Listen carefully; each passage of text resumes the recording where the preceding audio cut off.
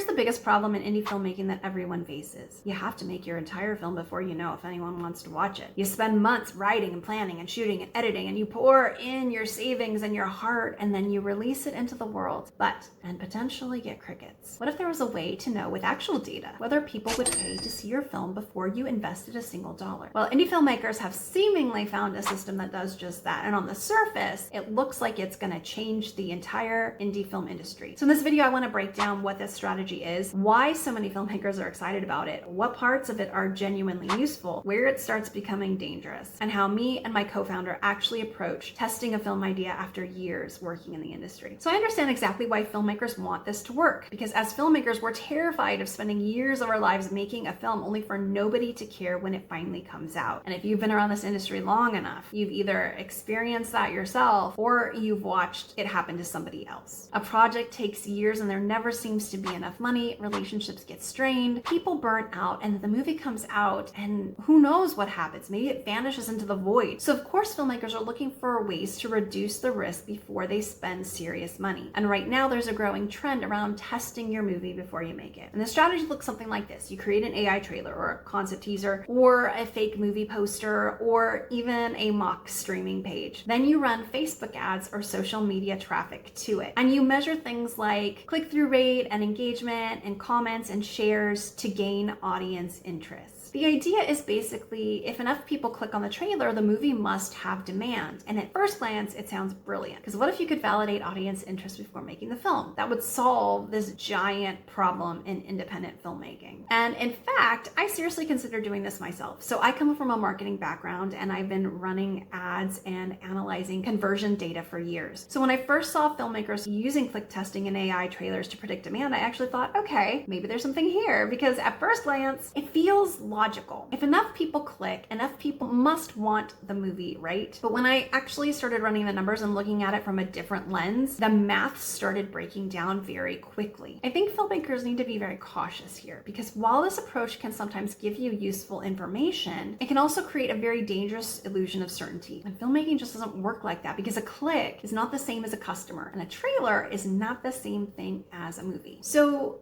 the first thing filmmakers need to understand is that these tests are really measuring curiosity, not commitment. And someone might click on a cool AI trailer because a concept looked interesting for 3 seconds while they're scrolling, but that doesn't mean they'll rent the film, it doesn't mean they'll finish the film, or recommend the film, or even remember the film existed a week later. And that matters in today's market. It does not test whether the performances work, whether the pacing holds, whether the production value actually supports the promise, whether distributors would buy it, or whether the final film actually delivers what the trailer imply. And as we all know, execution is the hardest part, and you don't need AI testing to know audiences are drawn to like thrillers and action films, crime stories, alien invasion movies, horror films. We already know those genres have audiences. The hardest part is actually making a film that works inside that genre, and no click-through rate can fully predict that. Now, I'm not saying testing is useless. I think the instinct behind it is very smart because what filmmakers are really trying to do is reduce uncertainty before they spend money, and that's smart producing. The problem is a lot of filmmakers are testing the wrong thing. The filmmakers who actually have the best chance of knowing whether a film can make money before they start production are not relying on internet click tests at all. They're designing their projects for success around real market feedback before production begins. And a lot of filmmakers misunderstand what knowing the market actually means. Knowing the market is not looking at box office mojo or seeing that horror movies perform well or market share or seeing a statistic that says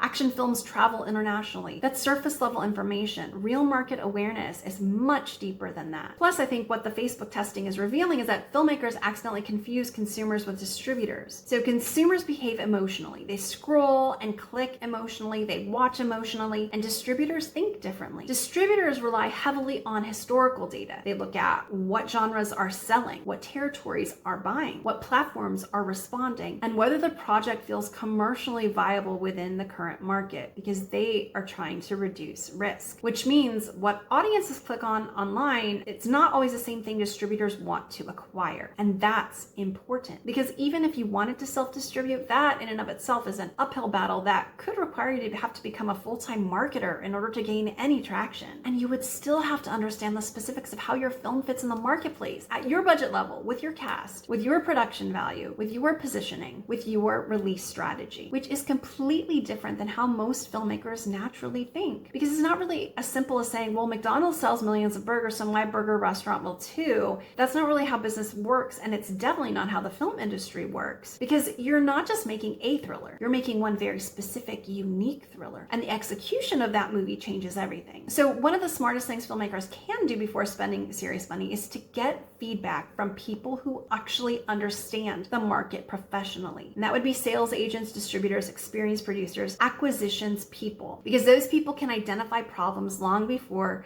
production begins. They can tell you, oh, this budget is too high, this cast won't move the needle, this concept has potential, or this would work better if it were more contained, or this actually feels commercially viable. That kind of feedback is invaluable because discovering those things before production can save you years of wasted time and money. It's kind of getting an idea of what kinds of films distributors are actually buying right now, what genres are oversaturated, what cast has value internationally, what platforms are currently performing, which territories are still licensing certain genres. That's real market intelligence. And the people who actually have access to that information, like I said earlier, are sales agents, distributors, acquisitions people, and experienced producers who work in the marketplace every day. Not random internet comments, not social media engagement, not anonymous click data. Real professionals who see the actual numbers worldwide. And I would say that this is the real hack that most filmmakers are looking for. The filmmakers who position themselves for success consistently are not guessing. They're building projects around real world feedback before the money gets spent. They're learning, like I said, what sells, what buyers are responding to, what budgets make sense, how to package intelligently, how to position projects realistically, and how to avoid building films the market doesn't actually want or respond to. That's what professional producers do. And once you learn this is why one of our participants called our program the Fast Track, because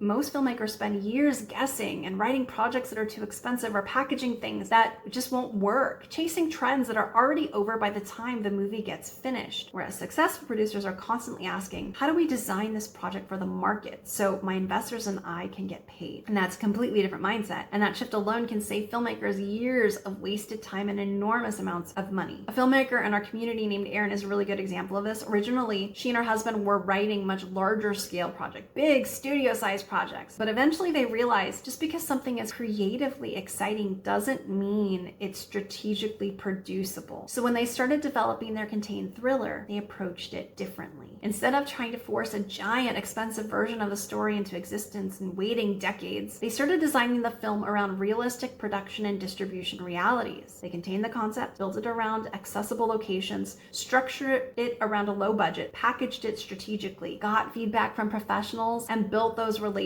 intentionally. And because the project actually made sense at its budget level, they were able to attract investors, crew, cast, get funding, and got the movie into production, and they wrapped. That's producing, not just creativity, strategic creativity. And this is why we created the Creative Producers Filmmaking Roadmap Masterclass, because most filmmakers were never taught how successful producers actually build projects before money gets spent. So instead, they try to piece everything together through festival panels, internet opinions, or years of expensive trial and error. The filmmaking changes when you understand how projects actually get positioned for funding, distribution, and profitability before production begins. So if you want to learn how successful producers evaluate projects and position films strategically in today's market, the free masterclass is linked below. Go check it out. Now, with all that said, I still think certain kinds of testing can absolutely be valuable. Testing key art is very smart. Testing taglines and titles and log lines, absolutely, because presentation matters enormously. My business partner, Mark Klebanoff, talks about one of his films, Darkness Descends. There were two versions of the poster that were created, and one version looked very low budget and kind of schlocky. The other made the exact same movie feel much bigger and more elevated. Same film, same cast, same movie. But when Danny Trejo posted both versions online, one version got somewhere around 3,000 likes, and the stronger artwork got over 30,000. That's a massive difference. Same movie,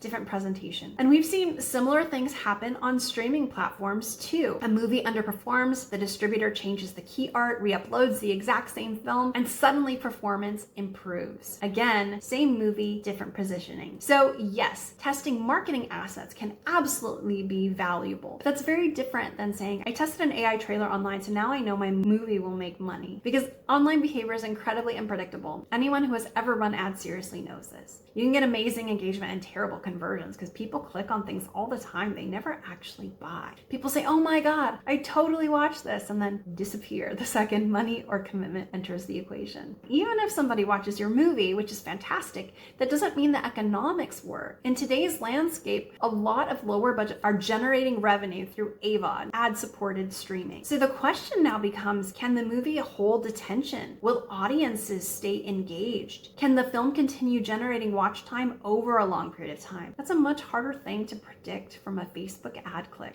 So no matter how hard we try to figure it all out, filmmaking will always involve some level of uncertainty. Some films overperform, some films underperform. Sometimes things go viral for no obvious reason, and sometimes projects that seem incredibly promising struggle to find any traction. That unpredictability is part of the business, which is why I would suggest to stop searching for certainty and start focus on strategy. We can't eliminate risk completely, but we can make smarter decisions before spending the money that will mitigate the risk by understanding the market better, by packaging projects more intelligently, by positioning films realistically, by reducing avoidable mistakes, by building around the actual market realities instead of fantasy. So we plan for conservative numbers, so if it does as expected, the numbers hold up and investors get paid. And if it does well, then everybody celebrates. And this is entirely possible because independent films are still making money, independent filmmakers are still building careers, projects are getting funded, films are getting distributed, audiences are still discovering great movies. Now, some filmmakers get lucky, but other filmmakers stop relying on luck and start building intentionally. The ones who consistently get films made and build a career are not relying on luck. They're packaging strategically, positioning intelligently, and designing projects